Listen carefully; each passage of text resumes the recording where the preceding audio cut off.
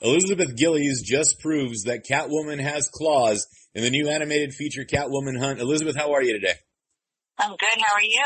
You know, I cannot complain. I get to talk to you.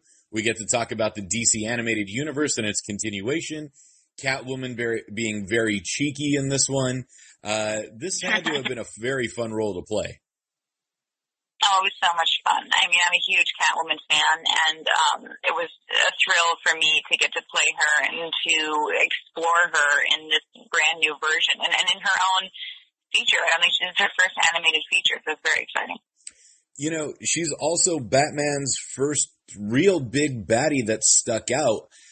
In comparison, you know, everyone knows the Joker and everything else, but not only is she the first female supervillainess, now anti-hero, but also one of the very first of Batman's rogues galleries. What is it like to keep that 80-plus year tradition alive? And I love the fact, and this is the only spoiler, she does a costume change tribute to the original Catwoman costume to now the late 90s, early 2000s one. Yeah. No, the movie is filled with Easter eggs. I had so much fun. It was such an honor. It's amazing. I mean, 80 years, so exciting, and I have always wanted to play Catwoman. I was just saying it's funny because I was Catwoman for Halloween in like 2019, and then a few months later they asked me to do this movie, so maybe I willed it into existence. But I couldn't have asked for a more fun, exciting, and legendary character to portray. So yeah, it's been a thrill. You know, when you acted on various family shows in the past, you know, from child actress to adult actress now, playing a very adult Catwoman in this one, did you ever in your wildest dreams as a child sit there and go, you know what, I'm going to be Catwoman one day? I probably did, just because I would, and so I'm sure I said that, but I probably not. Maybe I didn't actually think it was going to happen, and certainly not in this way. I mean, this movie's so interesting. The style of animation is so interesting, and the fact that they are kind of delving into her sexuality the way they do in this whole new way, and this whole new adult way is very exciting. So not in this iteration did I see this coming true for myself. So in that way, it was very exciting. And the greatest upside is you did not have to do cartwheels in high heels like Michelle Pfeiffer. I know, I didn't. What a thrill I got to wear.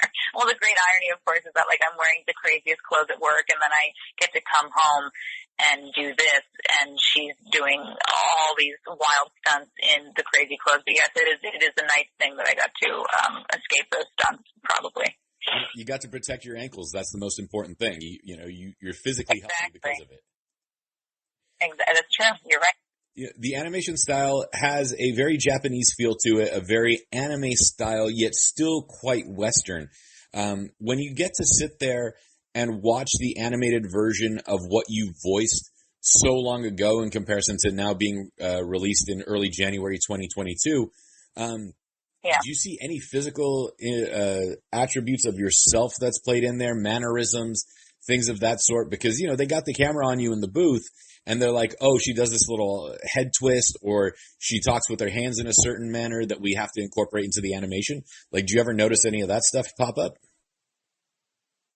I mean, maybe here and there. I was surprised by the animation because either I didn't ask or nobody told me or I forgot. So once I finally saw that it was anime, I was like, oh my God, how cool. I didn't know this. Look at this.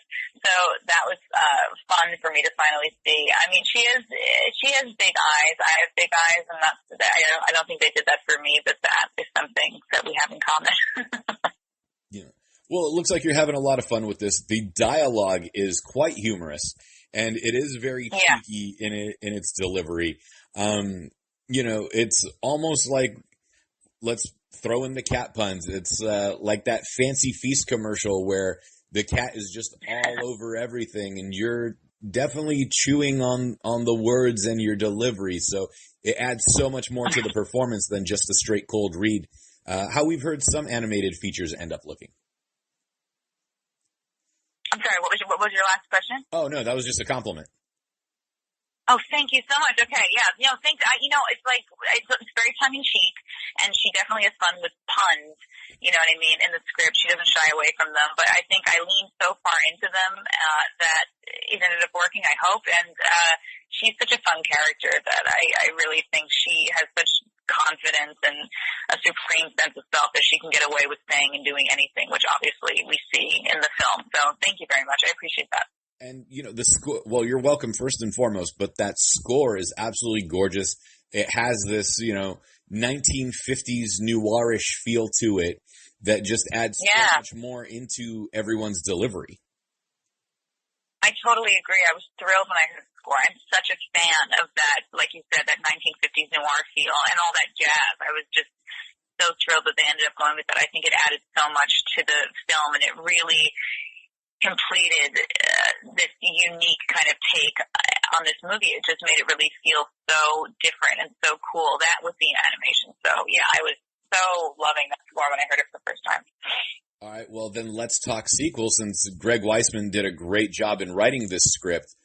Who does Catwoman face next? If, we're on the hunt now, let's put her on the prowl. Damn straight. I agree with you. I'm down. I would do many more of these. I had the best time, and I love playing her. So I would be very curious to see who she would be up against next, or teamed up with next, or both. And then the bright side is, Keith David is in this. Jonathan Banks plays the Black Mask. Jonathan, Frakes plays King Faraday. There's some heavy hitters in here. Kelly Hu and everybody else. Steve Bloom, of course. But when you sit there and you're like, oh, I'm cast against people that have been in Star Trek, and then, X-Men, and so many other things that have done it. Like, what, even though you didn't record as an ensemble cast, but to hear it all put together, does it almost feel as if you guys played it up against each other in the booth?